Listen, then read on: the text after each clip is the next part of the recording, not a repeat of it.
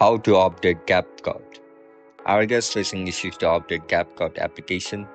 If that's so, then this video might help you out. Without further ado, let's get started.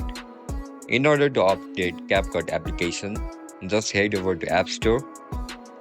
Once you enter the App Store, now click on search bar and search for CapCut. Once you search for CapCut, click on the second option where you can see this icon for CapCut. Click on it.